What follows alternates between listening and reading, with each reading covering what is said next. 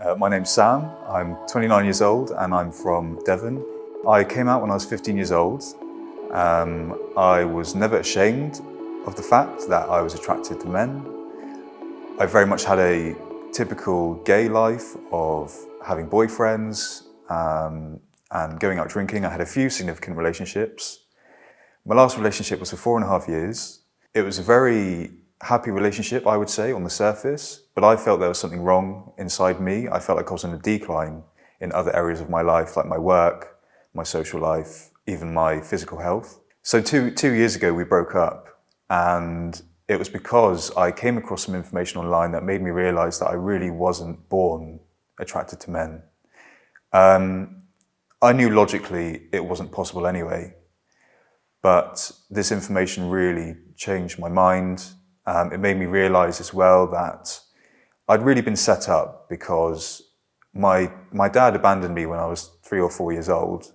And from then there was a really significant chain of events that really kind of set me up for homosexuality. So I often felt like I never fitted in with other boys at school. That really left a hole in my heart because I didn't identify with other boys. Even into my teenage years and 20s, I found it difficult to go to the barbers because I felt like I was surrounded by men who automatically were critical of me, and I was obviously projecting a certain image onto them. And as a result, I separated myself from boys and other men, and that left a hole in my heart, and that had to be filled with something. Now I realize it's more of a spiritual and emotional connection that I need rather than a sexual connection. So Boris Johnson's trying to implement a ban on what he calls conversion therapy, which we as a community know doesn't really exist. We don't believe it exists anyway, possibly in the entirety of Europe. For me personally, it wouldn't be all that difficult to go to a therapist and say I need help with childhood trauma, but I think the effect will be slightly more subtle than that and actually a little bit more sinister. So that would mean churches would not be able to counsel their members, and effectively that would have an effect on what they can and can't preach in their own church. And this wouldn't just go for churches, it would go for mosques and synagogues and all these other religious institutions and places of worship. So what that means is that Boris Johnson and whoever he's working with, or whoever will replace him in the future, will have their foot in the door of religious institutions, and therefore they will be able to start dictating what people can and can't preach as right or wrong. And I think that's very dangerous. The other thing that I think is going to be very impactful with this conversion therapy ban is that it also talks about, I believe, sexual orientation as a wide umbrella term. So if paedophilia and bestiality become legal, that means that these people will be trapped instantly because they will not be able to seek help for something that most of society believes is immoral behaviour. I'm sure there are people who are going to say that I am being inauthentic by making this decision to try and deal with the trauma that caused my homosexuality. For me personally, I believe this is the most authentic thing I have done for myself. I've often felt like I have to create this character that fits to other people's desires to avoid rejection and neglect. All I'm engaging in is talk therapy with a professional therapist. I'm seeking counselling. I'm also seeking spiritual counselling. And I'm also getting to know men. And I have a right as a man, and I have a need, a biological need to relate to other men around me. And that's exactly what I'm trying to do. And in doing so, that's building my character and my sense of self. And it has definitely been stressful. Any kind of therapy or change in direction, in identity, is stressful. I mean, a drug addict, for example, their life revolves around taking drugs, selling drugs, and doing what they can to get drugs. And so for them to give that up, that's going to cause a lot of stress. It's not just about, you click your fingers and suddenly life is 10 times better. You have to deal with these emotions. And I believe that's what homosexuality is. It's a sign, it's a signal from your heart that tells you that something's missing and it needs to be rectified with healthy behaviour. So the psychologists that are studying this subject with honesty, and have done for decades, believe that homosexuality comes from a missing link and a desire to connect with one's own gender in order to connect with oneself. And so the reason I look to connect with men is to do that, is to go through that process and reconnect with myself, reconnect my mind with my body. So when I've had sexual relationships with men, when I look back on it, it's as if they actually pulled us apart from each other rather than brought us closer together. And that was really confusing because I didn't understand why that was. And I found myself lusting after other men quite quickly in my relationships. And so now I see that when I'm connecting with men on a healthy level, there's a mutual connection, a mutual friendship, and a mutual understanding. It just feels good. It feels right for my heart. It's just what my heart needs. And I feel a lot more stable in my sense of self. And I do believe that I live an altogether happier lifestyle. So it's a big change in lifestyle, because it's not just about not being able to have sex or have a relationship. I guess some people see it as, what music can I listen to? What can I watch on TV and that kind of thing? But it's not just about that. It's about what is inside, working from the inside out, getting to understand where your emotions are and dealing with that. And like I said, yeah, it is stressful at times, because you're in a sense, when you go through these phases of abstinence and shedding the things that were part of the gay identity, it can leave a vacuum. But it's important that you have people around you to support you in building yourself back up again as a new person. And that can be done through therapy, but it can also come from the groups of people around the world who are going through the same thing. And it can also come from your own family as well. So we need to ensure that people like me, and there are people who have it a lot worse than me. I've read the literature, I've done my studies. I like to think I know what I'm doing, but some people just don't have any idea. They don't know where they are, they don't know what they're feeling, and they want to understand it. So they need a good support group to assist them. The reason I started to go on this process in the first place is not for religious reasons. I am a Christian, but I became Christian after I decided to break up with my ex. And the reason I broke up with my ex is because I just felt that there was a disconnect, and that was a pattern I was seeing in all my relationships. What we're not told about homosexuality as well is all the other symptoms that are involved in homosexuality, because it's not just about sex.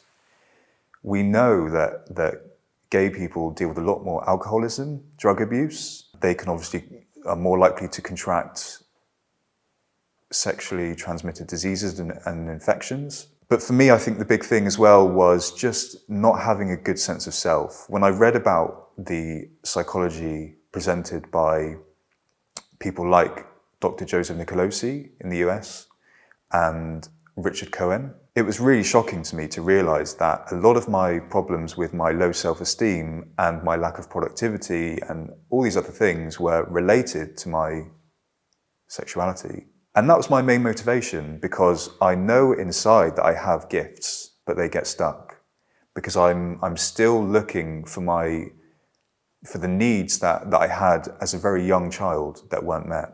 And until I have those needs met, I think it's going to be very difficult for me to really allow those gifts to manifest. So seeing that these psychologist works are becoming banned is really quite a shame, because there are so many of us who find hope in this work, because it gives us knowledge and wisdom. For me personally, I do believe that there is a very sinister political agenda here. There's absolutely no need to ban work like this, because if it's wrong, prove that it's wrong. And it does break my heart to know that there are children who are going through very confusing emotions because of abuse or neglect or abandonment. And there may come a time when they don't have any answers. And that's a real shame. People like to chuck around this word internalized homophobia. I guess in a sense, I don't like my homosexuality. I just don't like it. I never have. And honestly, I don't believe homosexual people do either. Is society homophobic? In my experience, no. We have massive marches in many cities across the country. People are legally protected in many ways. But this did not motivate me to change the way I have. Like I said, I've never been ashamed of my sexuality around other people. I did think it was a part of me that was less than desirable, but I always was open about it. I just knew that there was something in me that said, this isn't quite right. So looking back at the times when I would go to clubs and have sexual relationships with men, I think there was a lot of dissatisfaction. I would often go into clubs looking for a particular type of man, and I would never find him. I'd even been in relationships with men who I thought were perfect for me, and then I realized that they were just as broken as I was, and that was very unsatisfying. But I didn't realize that at the time, and we have a lot of coping mechanisms to deal with these sorts of feelings. We very much focus on the surface through clothing or working out at the gym, developing a muscular build, having a certain haircut, facial hair and that kind of thing, to compensate for the lack of masculine presence in our lives and in ourselves. It's almost like a trick in that it's seductive by, it takes something that your heart needs, it's a matter of the heart, but it's twisted into something sexual. So I do believe that the masculine presence I missed out on in my childhood with an absent father and various other situations that I was in, manifested in a sexual attraction. To me, that's clear now. And I see my sexual attraction changing very slowly, but very surely, based on the fact that I am much more able to connect with men as friends and as equals. I think a lot of people assume conversion therapy is something that it's not. They assume that it's electroshock therapy and corrective rape and all these kinds of very sinister practices. And this is what they do. It's an umbrella term that they use to get their foot in the door. So I'm doing a lot of work in processing memories that I buried down. I feel lighter and I feel like I have a much better sense of self. I'm much more confident. So people have this perception of conversion therapy being about the surface and attacking the sexuality itself. So going back in the closet and refusing to accept the fact that you are attracted to the same sex. It might be engaging in sports that you have no interest in. It might be standing a certain way, looking a certain way. We see this in mainstream media, but it's not the reality. The reality is that I myself have emotions that I feel like I need to deal with, and my homosexuality is a symptom of those traumas, those emotions. And so as I'm dealing with that, my sexuality is changing slowly but surely, and it's a signal to me that my heart is fuller and that I have a better connection with who I really am, which is a man. I know people say that it's impossible to change. I have experienced it very subtly.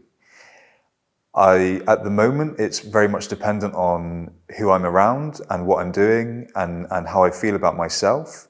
I might then have a day where I just feel different about the women I see in the street. It just feels different. It feels right. So I know change is possible. I've been given this opportunity to see that it is possible for my body to just react differently without even thinking to a woman.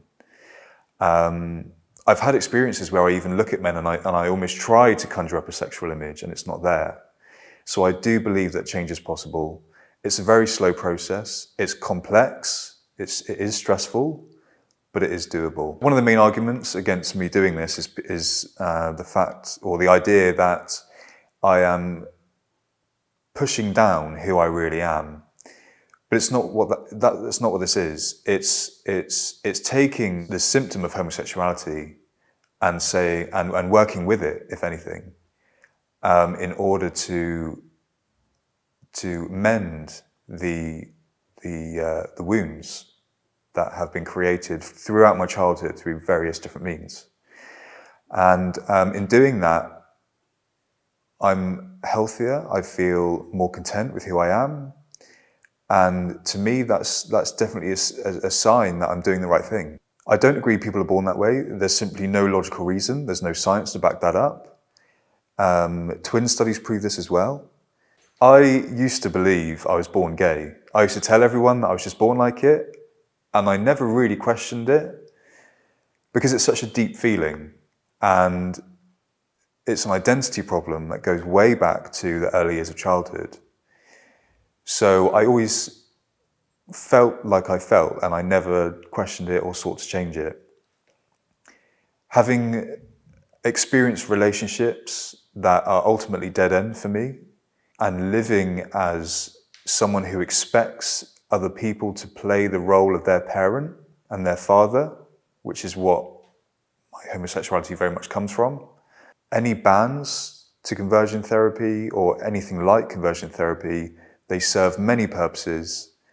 And one of those purposes is to prevent people like me from getting the help that we need. Going on this journey, about 2 years ago, I have explored therapy. And all that really is just taking memories that I haven't processed and that are stuck in my body and dealing with them, processing them and boxing them up. And in doing so, I feel lighter. I feel like I'm more able to be open with people, whether that's my own family or whether it's men that I see at the barbers or at work. So it's very clear to me that any types of bans will be detrimental to anyone. There should be no reason to ban any kind of therapy for anyone that's looking to deal with childhood trauma. It's really about allowing yourself to feel the feelings that lie under the surface of homosexuality and dealing with them and having someone to talk to about them. It's nothing complicated. It's standard therapy procedures, but the aim is just slightly different for me. It's no different from people sitting on a long chair and crying about things that have happened to them in their lives. But for me, when I was a child, all these things that happened, I never felt like I could tell someone.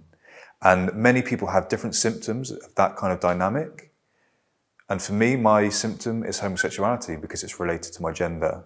I think it's important that my story is shared because I haven't come from anyone telling me that I am not allowed to be gay or to have relationships with men. I've come from a background where it was accepted completely. And I found out for myself that it just doesn't work. It just doesn't work. It's not logical. It doesn't serve anyone really but myself. And it delays my psychosexual and psychological development. What I would say to members of Parliament is that I would ask them to think who stands to gain from this ban and who stands to lose. The people who gain, I suspect, are people with very sinister political agendas, and that doesn't sit right with me. So that's why I'm sharing my story.